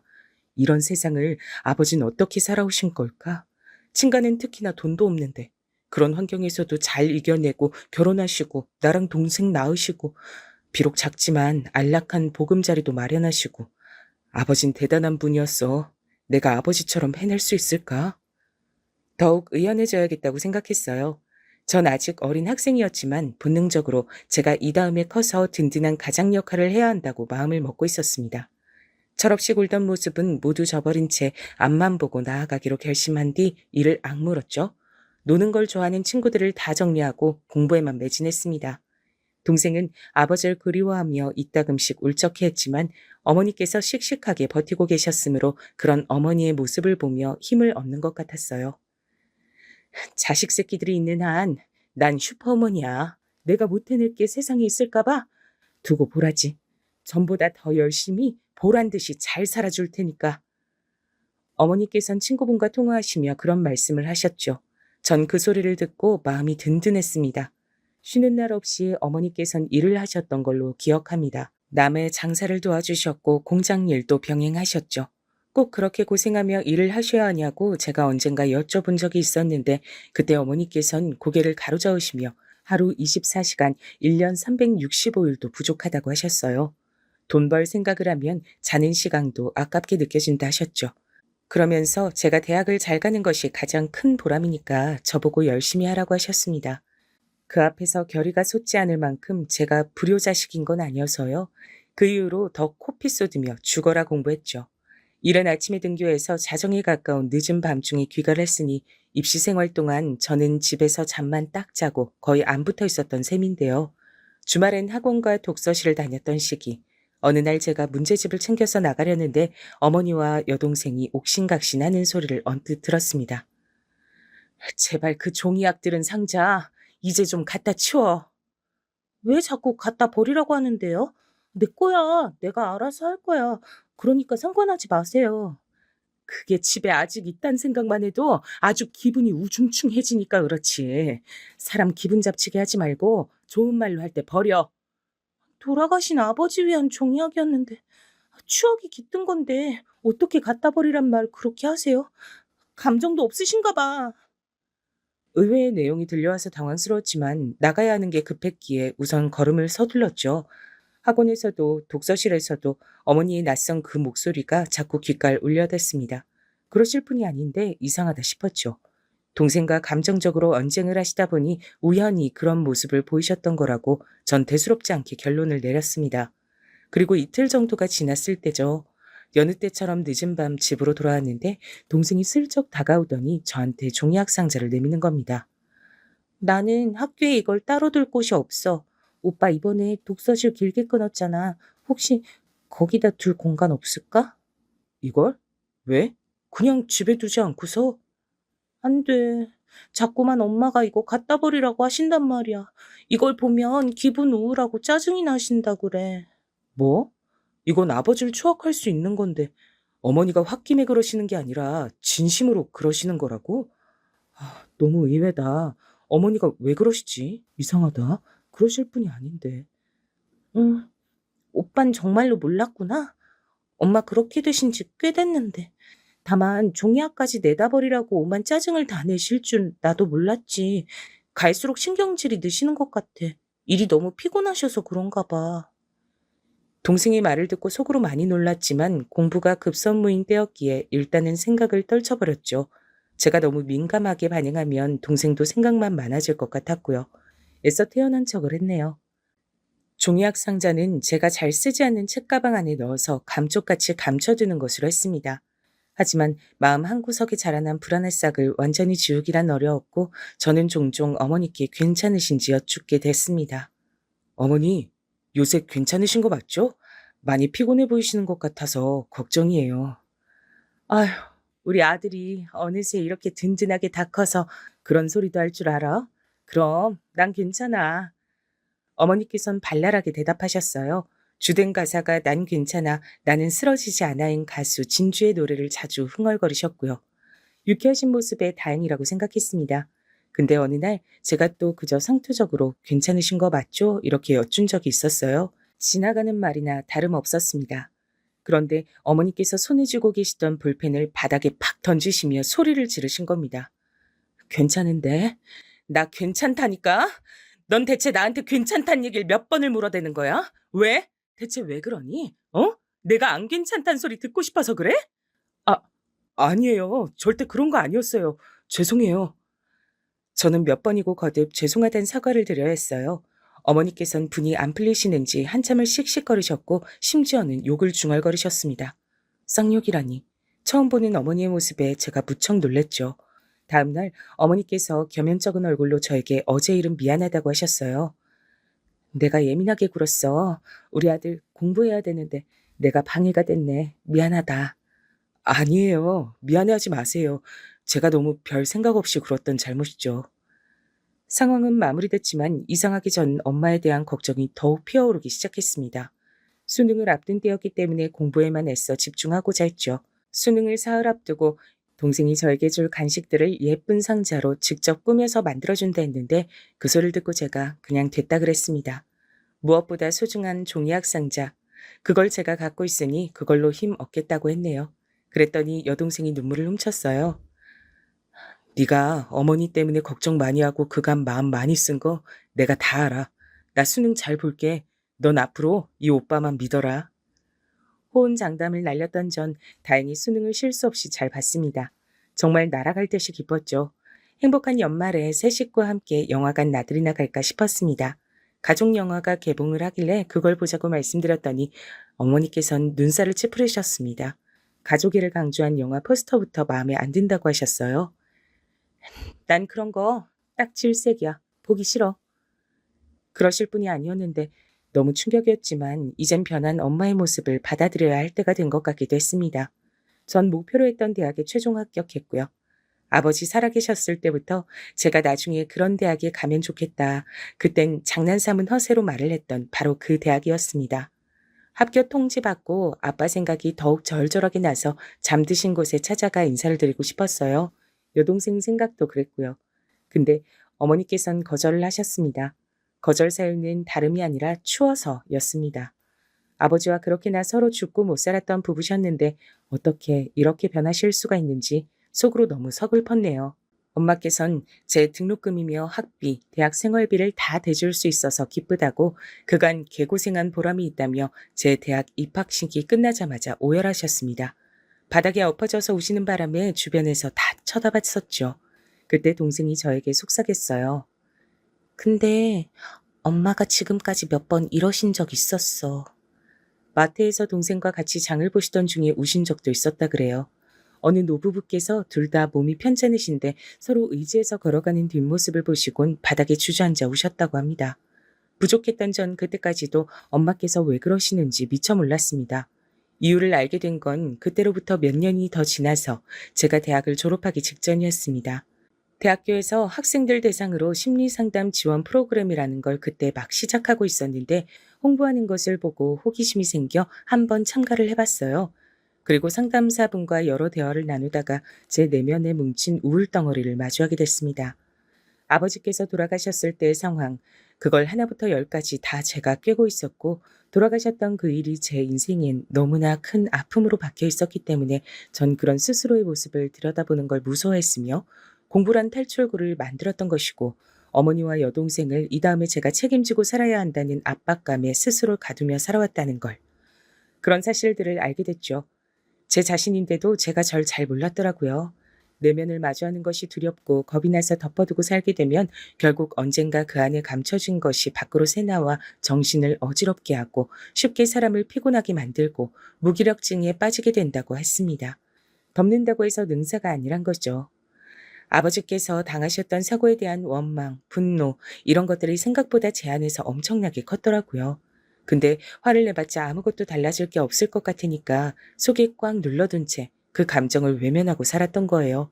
전 아무렇지 않은 게 아니었던 진정한 제 자신을 받아들이고 의연하게 앞만 나아가려 하지 말고 때론 옆도 보고 뒤도 돌아보고 사는 게 낫단 사실을 깨우쳤습니다. 왠지 마음이 가벼워지더라고요. 그리고 상담받으며 전 자연스레 어머니를 떠올렸습니다. 제가 적극적으로 어머니의 상담 치료를 밀어붙였어요. 그리고 어머니께선 치료를 받기 시작하신 이후에야 깨달으셨던 겁니다. 당신의 마음속에 가득 차 있던 슬픔, 우울, 분노 같은 감정들이 걷잡을 수 없을 정도로 커져 있다는 사실을요. 그리고 우울증 진단을 받으셨습니다. 약을 가득 처방받으셨죠. 약봉지를 부여잡고 그날 밤 어머니께서 한참을 우셨다고 여동생이 그랬습니다. 엄마 우시는 모습을 몰래 보면서 동생도 울었고요. 약을 드시고 나서야 엄마께선 조금 진정된 기분으로 일상을 나실 수 있게 됐어요.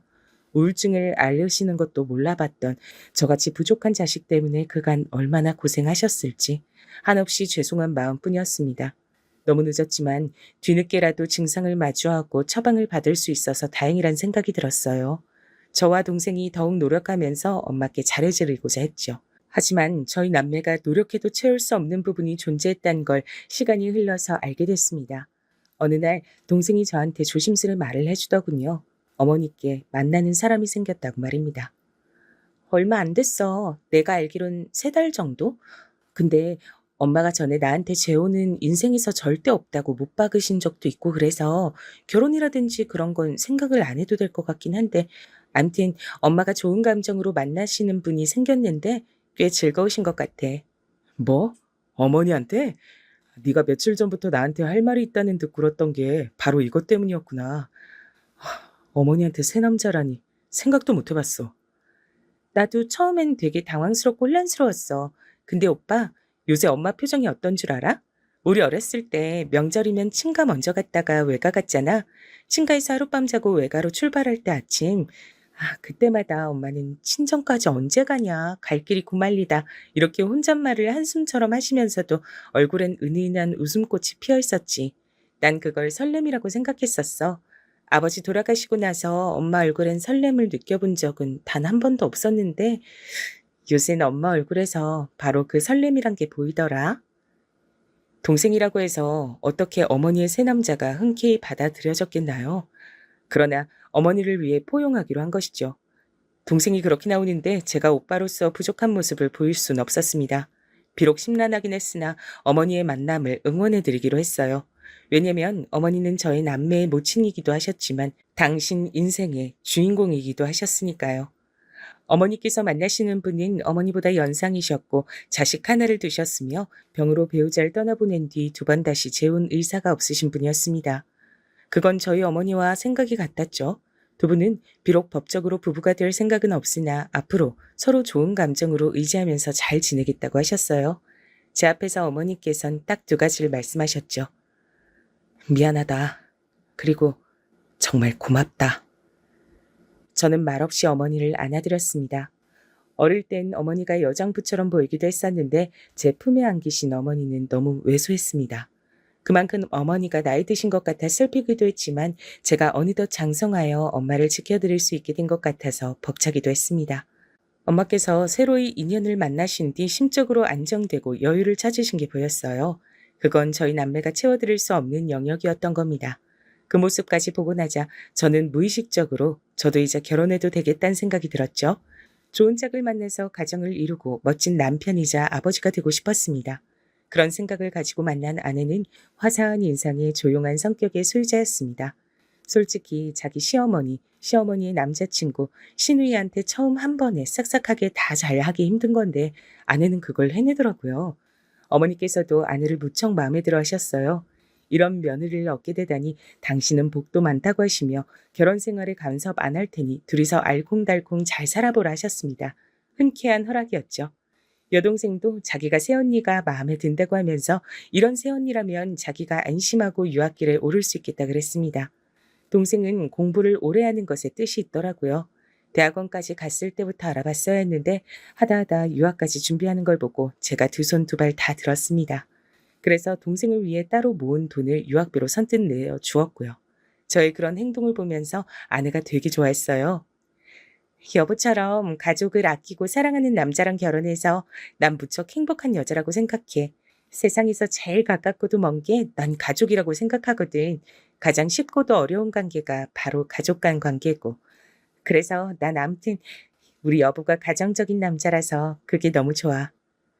아내가 그런 말을 하는 이유를 왠지 알 것 같았습니다. 장인어른께선 건강이 안 좋으셨는데요. 아내가 조심스레 말을 하기론 장인어른께서 예전에 간 이식 수술을 하신 이유로 그렇게 되신 것 같다 그랬어요. 당신의 사촌 형이 옛날에 간 이식이 간절했을 때 장인어른께서 고민 끝에 해주셨다고 합니다.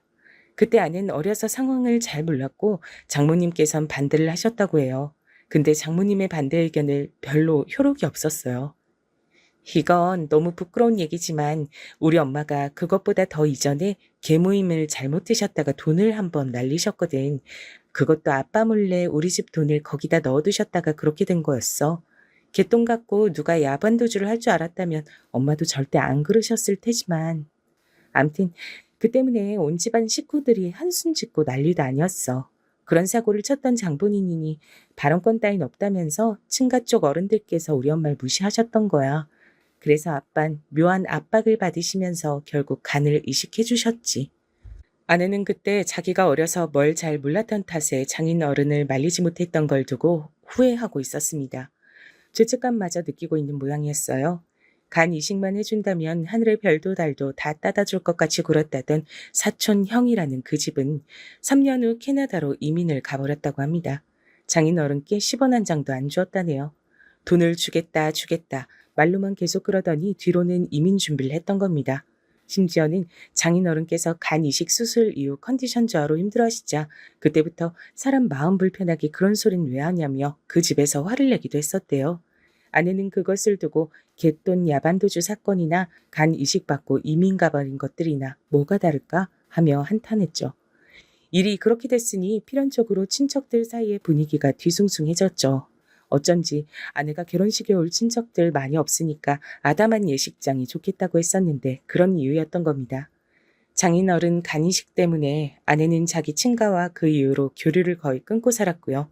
그렇다면 아내의 외가가 남아있지 않겠냐고요? 이쪽은 약간 문제가 있었다고 합니다.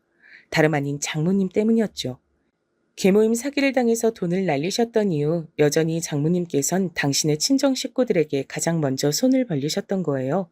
나중에 다 갚겠다는 호언장담으로 친정 식구들에게 돈을 십시일반 거두어 내신 장모님께선 그걸로 날아간 생활비를 채우지 않으시고 도박을 하셨습니다. 돈을 한 번에 잃었으니까 얻는 것도 한 번에 얻으면 될 거라고 우리 엄마 그때는 생각이 그렇게밖에 안 드셨대. 뭐에 홀리셨던 건가 봐. 하지만 도박이 괜히 사회 악으로 불리겠나요? 장모님께선 단 이틀 만에 그 돈을 다 날리셨고요. 전말을 알게 된 장모님의 친정 식구들이 난리가 났었다고 합니다. 근데 얼마 뒤에 장인어른 간 이식 수술이 있었던 거예요. 그런 분위기 속에서 어떻게 장모님께 돈 내어놓으라고 그분들이 계속 난리를 치실 수 있었겠나요? 그래서 다들 그냥 입 다물게 되셨다고 합니다.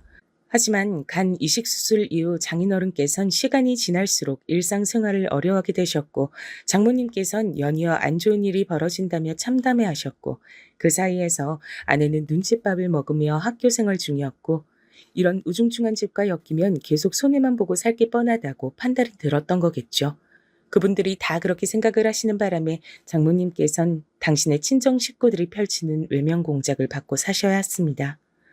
그럼에도 장인어른께서 이 악물고 어떻게든 살아보려고 열심히 해보려고 노력을 하셨던 덕택에 집안이 굴러갔다고 해요. 그런 게 바로 가장의 무게겠죠. 억지로 버티면서 일을 다니셨고 장모님께선 그런 장인어른의 건강을 위해 식당 공부를 해가며 내조를 하셨고 꾸준히 알바를 하시면서 그렇게 사셨습니다. 그렇게 어영부영 세월이 흘렀던 거예요. 부모의 멈추지 않는 노력 덕분에 자식은 잘 자라서 대학을 나와 사회인이 됐습니다. 그런 아내를 제가 만나 결혼까지 했던 거예요. 장인어른께서 오래오래 더 사셔서 저희 부부 행복하게 사는 것도 더 보시고 이왕이면 손주도 만나보시길 바랬으나 딸 결혼시켜서 사위 보는 것까지가 한계였다고 말씀을 하시는 것처럼 너무나도 갑작스럽게 세상을 뜨셨습니다. 병원에 가시던 날 가볍게 운동도 겸하겠다고 하시면서 일부러 걸어서 병원까지 가시던 길에 심근경색으로 쓰러지셨어요. 그리고 병원으로 이송되신 지 얼마 안 돼서 숨을 거두셨죠. 저도 너무 허무해서 미칠 것 같았는데 아내와 장모님 심정은 어땠을까요? 감히 가늠조차 되지 않았습니다. 장인어른께서 일평생 고생만 하시다 떠났다며 이렇게 가시도록 만든 자기가 프로자식이라며 아내는 크게 자책했습니다. 위로 하나조차 섣불리 하기 어려웠어요. 그래도 하나 다행이라면 다행이었던 게 제가 아버지를 잃어본 사람이었다는 걸 아내는 잘 알았기 때문입니다. 같은 아픔을 겪어봤기에 진실된 위로를 저는 아내에게 건넬 수 있었죠. 장인 어른이 떠나신 이후 아내는 생각보다 너무 힘들어했는데 그나마 제가 곁에 있었기에 망정이었습니다. 장모님께서도 저에게 아내를 단단히 부탁하셨죠. 장수방, 내가 자네만 믿네. 자네가 있어서 얼마나 다행이고 든든한지 몰라. 우리 딸 마음 좀 잘 어루만져줘. 이렇게 힘들어할 줄이야. 제가 더 노력하겠습니다. 그런데 장모님께선 괜찮으신 건가요? 전 장모님도 걱정돼요. 나는 멀쩡해. 난 괜찮으니까 걱정 말고 우리 딸이나 잘 챙겨주면 돼. 장모님께선 의연하셨습니다. 그래서 아내에게 집중할 수 있었네요. 당시 하필이면 아내가 도저히 직장을 쉴 수가 없던 상태였어요. 그때 아내가 다니던 직장에서 큰 건수가 돌아가고 있었기 때문입니다. 일을 그만두긴 아까워서 도저히 그럴 수 없다는 아내를 저는 가까이서 지켜보며 우울해하고 힘들어하지 않도록 잘 봐주었어요. 제가 휴가를 몰아서 써가며 집안일을 도맡아 했고 아내의 퇴근에 맞춰서 데리러 나간 뒤 맛있게 식당에서 저녁 외식을 하곤 했습니다. 열심히 노력을 했더니 그나마 3달 정도가 지나니까 아내가 다시 화사한 미소를 입가에 걸기 시작하더군요. 언제까지고 장인어른의 부재를 슬퍼할 수만은 없는 거라고 하면서 자기도 용기를 내서 서서히 장인어른의 부재와 마주하겠다 그랬습니다. 제가 과거에 제 내면의 아픔을 발견하고 마주보았던 때가 생각났죠. 그래서 아내에게 돌아가신 제 아버지 얘기도 그때 많이 들려주었습니다. 아빠께서 떠나실 때 음악을 들으며 미소를 지으셨다는 대목은 아내가 가장 좋아했죠. 그리고 어머니께서 오래 우울증을 앓다가 끝내는 이겨내시고 잘 지내고 계신다는 사실도 좋아했습니다. 자기도 그렇게 씩씩하게 잘 이겨내고 살아본다고 저에게 다짐을 하더군요. 저희 부부가 서로에게 긍정적인 기운을 불어넣으며 손을 맞잡고 있던 그때 제 머릿속엔 장모님이 불현듯 떠올랐습니다. 괜찮다고 말씀을 매번 하셨지만 사실은 진짜로 괜찮으셨던 적은 없었던 어머니의 옛 모습들이 떠오른 겁니다. 아내 곁에 착 붙어서 챙긴다는 명목으로 장모님께 전화만 종종 드렸을 뿐 직접 찾아뵌 적은 장인어른 돌아가시고 나선 한 번도 없다는 사실은 저를 불안하게 만들었습니다. 아내에게 제 생각을 말했더니 아내도 걱정이 된다 그랬어요. 그래서 얼른 장모님을 찾아뵀습니다. 저희가 간다고 연락을 드리자 나 괜찮은데 왜 그러냐며 당황스러운 목소리로 짜증을 내셨죠. 그럼에도 불구하고 장모님께 가봤는데 저와 아내가 동시에 깜짝 놀라고 말았습니다. 왜냐면 장모님께서 급격하게 살이 불어나 있었기 때문이에요. 엄마, 왜 그렇게 살이 찌셨어? 엄마 이렇게 살이 오른 모습은 내가 살면서 처음 보는데? 내가 그렇게 살이 쪘니? 난 모르겠는데 그냥 입이 심심해서 요새 잘 먹긴 했지. 깜짝 놀란 저희 부부는 주말을 장모님 댁에서 보내기로 했어요. 그리고 장모님이 정상 상태가 아니란 걸 곧 알게 됐죠. 자꾸만 쉴 수 없이 입에 뭘 가져다 넣으셨어요. 밥 자체는 그렇게 많이 안 드셨는데 주전부리를 자꾸만 드시더라고요. 아내가 그만 좀 먹으라고 하자 울컥하시면서 자리를 뜨기까지 하셨습니다. 예전에 제 어머니 모습이 겹쳐 보이더라고요. 그래서 더 물러날 생각 없이 장모님을 설득해서 진지하게 대화를 나눠봤죠. 그랬더니 장인어른께서 돌아가신 이후로 속이 허전하고 뭔가 공허한 느낌이 들었는데 입에 뭘 먹고 있으면 그 느낌이 거의 안 들어서 좋았다고 하시는 겁니다. 우울감을 폭식으로 해결하고 계셨던 거죠. 장모님의 고백에 아내가 눈물을 훔쳤고 저도 가슴이 너무 아팠습니다. 장모님께선 스스로의 문제를 이제 자각하셨으니 앞으로 먹는 걸 줄이고 산책을 열심히 다니면서 기분 전환을 해보겠다고 했어요. 이대로 무너지지 않을 테니 걱정 말라면서 저희 부부에게 의연한 모습을 보여주셨습니다. 어른께서 그렇게 말씀하시는데 거기서 더 걱정의 말씀을 드리는 건 무례한 것 같아 그저 알겠다는 대답만 드렸네요. 장모님께서 스스로 이겨낼 수 있도록 믿고 지켜보는 일도 필요할 듯 싶었습니다. 장모님 걱정이 됐는지 아내가 수시로 연락을 그 후로 드렸고요. 규칙적으로 산책을 많이 다니신 장모님께선 반년 뒤 다시 원래 체중을 되찾으셨습니다. 여기까진 참 다행이었는데 아내의 말론 장모님께서 다시 회복된 몸 상태로도 채워지지 않는 허전함을 느끼고 계신 것 같다 그랬어요. 이제 영영 우리 엄마가 예전처럼 신명나게 웃으시는 모습까진 다시 볼 수 없을 것 같아서 그게 좀 겁나네. 내가 이런 말 하면 당신이 안 좋아할 수 있을 거란 건 알지만 조심스레 꺼내보는 건데 혹시 장모님께 좋은 분이 생긴다면 낫지 않을까? 뭐? 그럼 우리 엄마한테 남자친구를 만들어드리자는 거야? 아내가 당황하길래 전 절대 나쁜 의도가 없었다 설명하며 제 어머니의 경우를 예시로 들었죠. 그랬더니 아내가 진지하게 고민을 하더라고요. 장인어른께서 건강 문제로 근 몇 년간 유독 고생을 많이 하셨는데 그렇게 되기 이전까진 장모님께선 이런저런 모임에도 많이 참석을 하시고 굉장히 사교적으로 일상을 보내셨단 거예요. 사람 만나는 걸 원체 좋아하시는 분이라 그랬죠. 꼭 그렇고 그런 사이가 아니더라도 우리 엄마하고 마음 잘 맞아서 즐겁게 시간 보내주실 분이 계시면 좋긴 할 것 같다. 우리 엄마 성격상 분명 도움은 될 거야. 장모님께 넌지시 이 문제에 대해서 오늘 뛰어봤더니 좋다 싫다도 안 하시고 그저 시큰둥이 하셨습니다. 그 모습에 일상에서 아무런 자극을 못 느끼고 살고 계시는 중이란 걸 짐작할 수 있었죠. 이제 산책도 덜 나가고 계신 것 같아서 저랑 아내가 장모님 댁에 갔을 때 일부러 함께 운동 가자고 권유도 드리고 그랬습니다. 그러다 어느 날 장모님 댁에서 멀지 않은 산책 코스에서 어떤 남자분을 마주쳤는데요. 장모님 연배로 보였어요. 저희 부부가 한 바퀴 달리기 하는 사이에 장모님께선 천천히 걷기 운동을 하셨는데 그러는 동안 그 남자분과 따로 대화를 나누시더라고요. 그걸 목격했죠. 그러더니 장모님 운동화 끈이 풀렸는지 그분이 몸을 숙여 그걸 묶어주시기도 했습니다. 짧은 만남이었지만 장모님의 얼굴엔 약간의 웃음이 걸려 있었어요. 전 옳거니 싶었습니다. 그래서 일부러 다음에 그 동네로 다시 갔을 때 그 남자분을 찾아봤죠.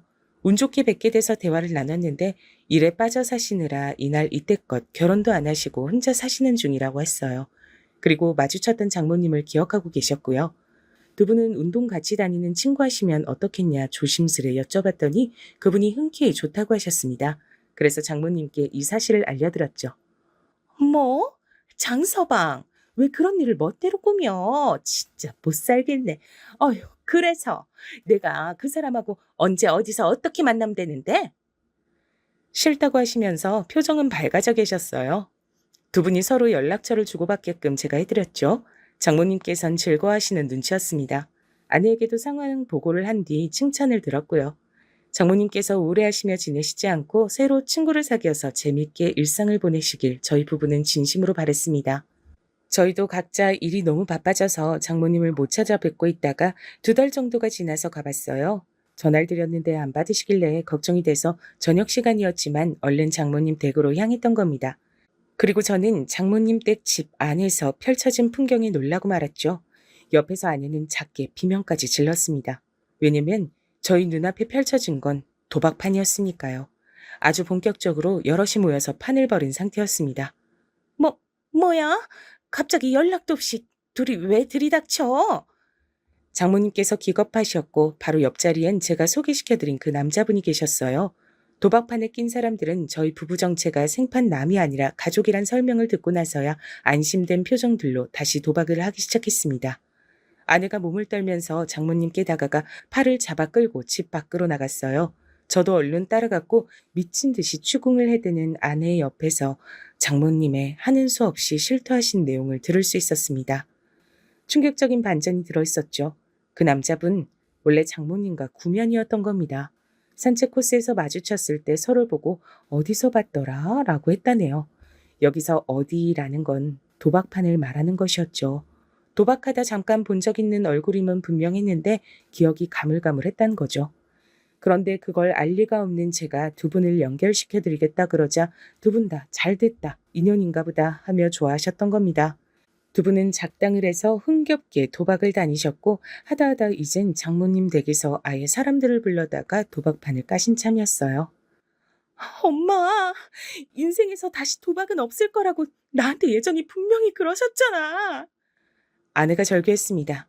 전 저 때문에 상황이 이렇게 된 것 같아 너무 죄스러웠어요. 우는 아내 앞에서 장모님께선 미안하다고 고개를 숙이셨고 오늘 후로 다시는 도박을 하지 않겠다고 하셨습니다.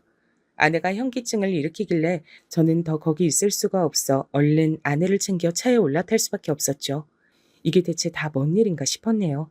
장모님께선 다음 날 저희 부부에게 연락을 주시며 도박 안 할 거다라고 재차 못을 박으셨지만 아내는 의심의 눈초리를 했습니다. 심정이 너무 두근거려 밤에 잠도 안 온다는 아내가 전 걱정이 됐고 차라리 사람을 붙여서 장모님을 살피면 안심이 되겠냐 물었더니 아내가 당장 그러고 싶다고 하더군요. 제가 벌인 일이나 다름없단 생각이었으니 책임지고 싶었어요. 그래서 돈 주고 사람을 고용해서 장모님을 주시하게끔 했습니다. 결과는 참담했네요. 장모님께선 늦은 밤마다 도박판을 찾아 외출을 다니셨죠. 끊지 못하셨던 거예요. 하늘나라에 계신 우리 아빠를 위해서라도 엄마를 멈춰야 돼. 그게 맞아. 그니까 우리 신고하자. 아내의 눈빛에 비장한 결심이 들어 있었습니다. 따를 수밖에 없었죠. 장모님의 행적을 주시하고 있었기 때문에 신고를 해서 현장을 덮치게끔 하는 건 어렵지 않았습니다. 도박에 빠지셨던 장모님의 중독은 그렇게 해서 간신히 막을 내릴 수 있었어요. 그 이후 옛날에 장모님께서 도박으로 돈을 다 날리시는 바람에 빌려준 돈을 못 받으셨던 장모님의 친정 식구들, 그분들이 나서주셨습니다. 큰이모가 이번에 외할머니 계신 요양원 근처로 이사를 가시게 됐거든. 그러면서 그 이사간 집에서 우리 엄마도 데리고 같이 사시겠대. 도박에 디귿자도 못 떠올리도록 농사일을 엄청 맡기실 거라고 그러더라. 그 말씀 듣고 왠지 안심됐어. 아내가 씁쓸한 미소로 말을 하며 저에게 몸을 기댔을 때 이제서야 모든 상황이 평온해졌음을 알 수 있었네요. 하지만 방심은 금물이니 장모님께서 또 잘못된 유혹에 빠지시는 일이 없도록 저희 부부도 신경을 기울이고 있어야 할 것 같습니다. 하늘나라에서 제 아버지 그리고 장인어른께서 어쩌면 같이 나란히 앉아 이 모든 것들을 지켜보고 계셨을지 모르겠네요.